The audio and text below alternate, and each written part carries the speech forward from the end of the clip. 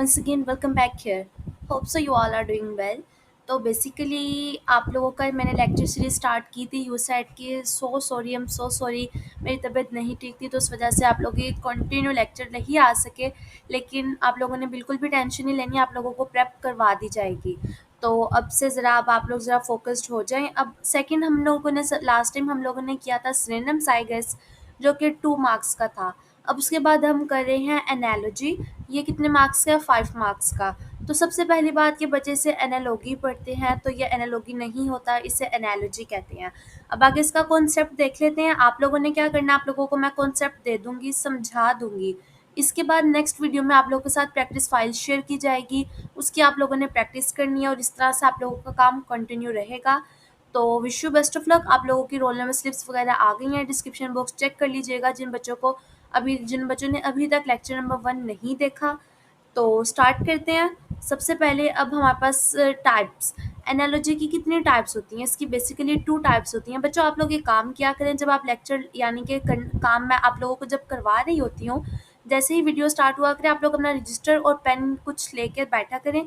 साथ साथ जब आप लिखते रहेंगे ना, उसके बाद जब आपने लेक्चर को बस एक बार एक नज़र मारनी होगी, इंशाल्लाह ताला आप लोगों को सारी समझ आई होगी, ज़्यादा बेहतर होता है। ठीक है, तो एनालॉजी की कितनी टाइप्स हैं? एक है वर्ड्स एनालॉजी और दूसरी है नंबर एनालॉजी। तो हम देख लेते हैं। सबसे पहले हम देखते हैं नंबर एनालॉजी को। तो बेसिकली एनालॉजी होता क्या है? ये बेसिकली हमारे पास एक कंपैरिजन होता है। कोई रिलेशनशिप हम लोगों ने फाइंड आउट करना होता है, हम लोगों ने देखना होता है कि अच्छा हमें ये चीज़ गिवन है, तो इसका दूसरी चीज़ के साथ क्या डिपेंडेंसी है, क्या ताल्लुक है। तो अब आप लोगों को इस तरह नहीं समझ आएगी, एग्जाम्पल्स करें, प्रैक्टिस फाइल करें, बहुत अच्छी समझ आ जाएगी। टेंशन वाली कोई बात ही नहीं है।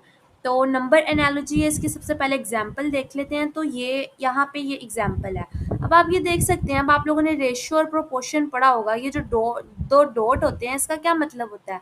इसका मतलब होता है रेशियो, यानी कि 8/4 होगा। और ये जो बीच में 4 डॉट्स आते हैं, उसका मतलब होता है प्रोपोर्शन। ये आप लोगों की छोटी क्लासेस की बात है, फिलहाल इसका कोई मकसद नहीं है, क्योंकि हम अभी एनालिटिकल पढ़ रहे हैं, क्वांटिटेटिव नहीं पढ़ रहे।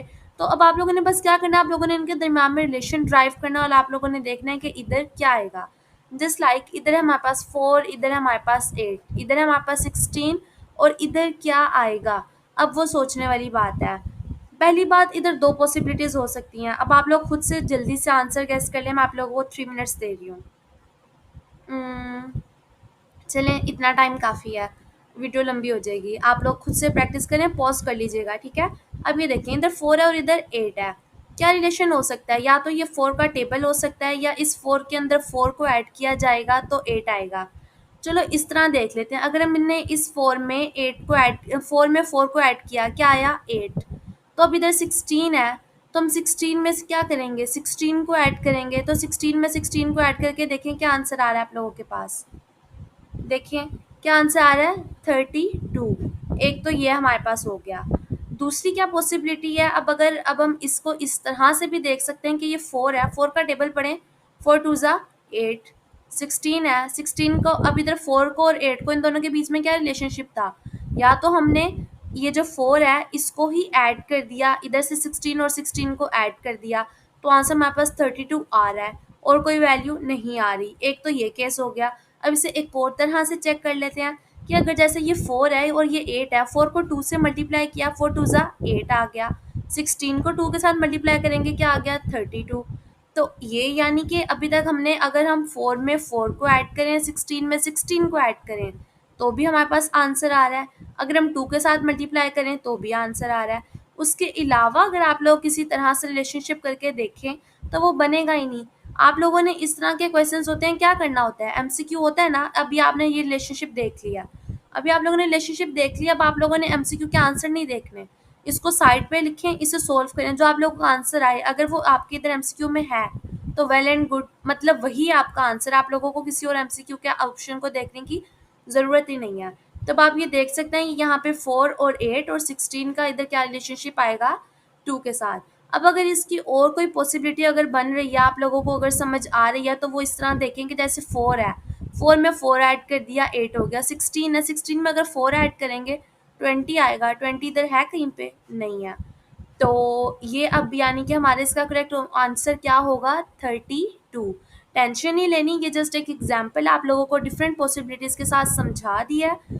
तो बिल्कुल भी टेंशन नहीं लेनी, आप लोगों के साथ नेक्स्ट वीडियो में प्रैक्टिस फाइल आ जाएगी। अच्छा, और एक और बात, अगर मेरे इस तरह बोलने से समझ आ रही है तो आप मुझे बता दें, और अगर नहीं समझ आ रही तो भी बता दीजिएगा, ताकि फिर मैं इधर स्क्रीन पे राइट करके आप लोगों को प्रॉपर करवा दिया करूँ। वो थोड़ा ज़रा काम कॉम्प्लिकेटेड हो जाएगा तो इसलिए मैं नहीं करी, लेकिन अगर वैसे समझ ऐसे समझ नहीं आ रही हो तो मुझे लाज़मी बताइएगा। तो अब हमने नंबर एनालॉजी कर लिया, अब उसके डिफरेंट इसी तरह से एग्ज़ाम क्वेश्चंस होते हैं, आप लोगों को नेक्स्ट वीडियो में प्रैक्टिस फाइल आ जाएगी, ठीक है। उसके बाद अब दूसरी टाइप हमारे पास क्या आती है, वर्ड एनालॉजी, यानी कि लफ्ज़ों का इधर देख रहे हैं, इसकी टाइप्स देख लेते हैं। एक तो हमारे पास होता है मीनिंगफुल वर्ड्स, इसे हमने सॉल्व कैसे करना है।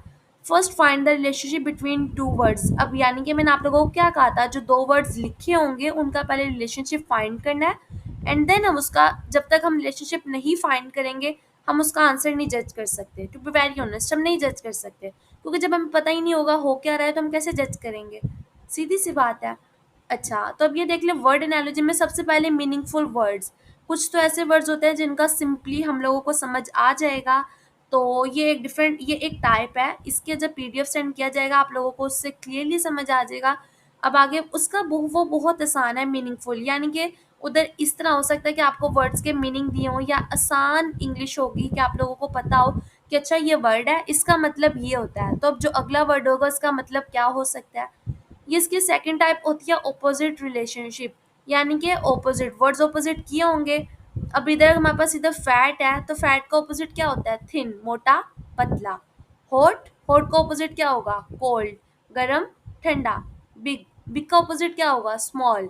इस तरह से इसमें ऑपोजिट रिलेशनशिप आते हैं, वो इधर आपको दे सकते हैं फैट थिन, इधर आप लोगों के पास इधर उन्होंने 4 डॉट्स डाले होंगे प्रोपोर्शन का साइन, इधर हॉट लिख दें, और नीचे एमसीक्यू होंगे तो क्या होगा, इधर हॉट का ऑपोजिट क्या होता है, गर्म का ठंडा।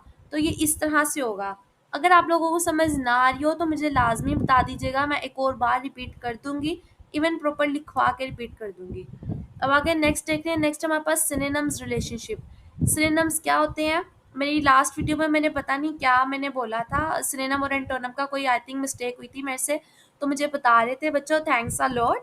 Synonyms mean same meaning, antonyms mean opposite. अब बच्चे इसमें कंफ्यूज भी हो जाते हैं, मैंने किस तरह से याद रख लिया, सिनोनिम्स ऐसे है, सिनोनिम्स का सेम मीनिंग होगा, एस सेम है, और जो हमारे पास एंटोनिम है उसमें डिफरेंट मीनिंग्स आते हैं, ठीक है।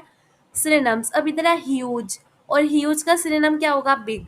यानी कि जो वर्ड होते हैं ना उसका वर्ड चेंज होता है लेकिन उसका मतलब सेम होता है, सिनोनिम इसको कहते हैं। अब जैसे स्लिम है, स्लिम भी पतले को कहते हैं, और थिन थिन भी पतले को कहते हैं। ह्यूज बड़े को कहते हैं, बिग बिग भी बड़े को कहते हैं, लेकिन आप देखें दोनों का मतलब एक है, लेकिन उनकी जो वर्डिंग है उनकी प्रोनाउंसिएशन है वो चेंज है। तो इसमें सिनोनिम्स का रिलेशनशिप भी आ सकता है। ये मैं आप लोगों को कॉन्सेप्ट डिलीवर कर रही हूँ कि किस किस तरह से हो सकता है। तो अब आगे पीडीएफ में आसानी हो जाएगी, बिल्कुल टेंशन नहीं लेनी।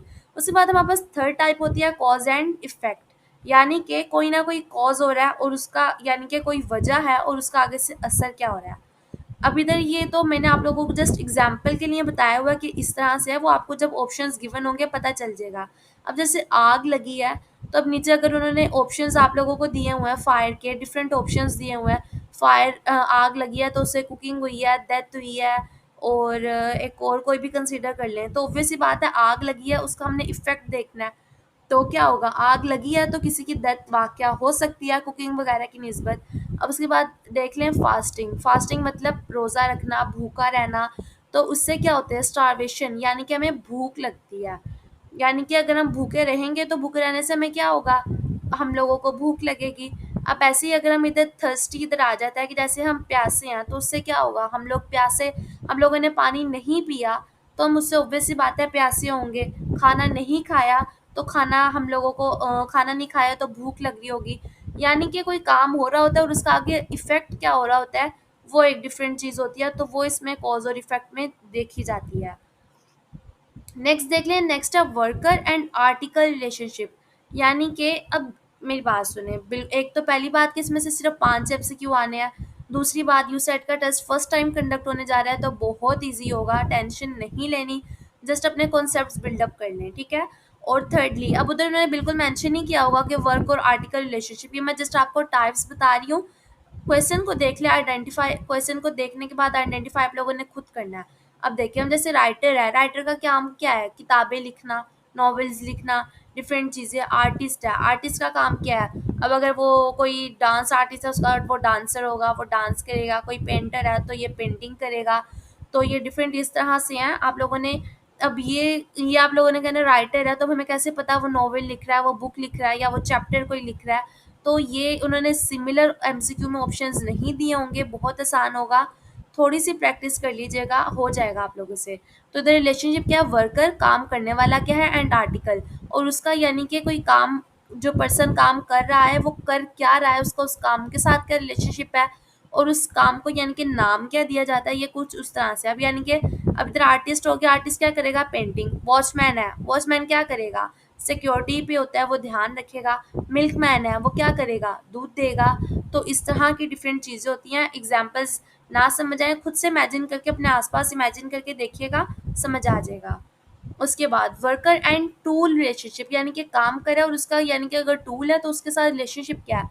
स्टूडेंट है, उसका टूल क्या होगा? स्टूडेंट का टूल होता है पेन।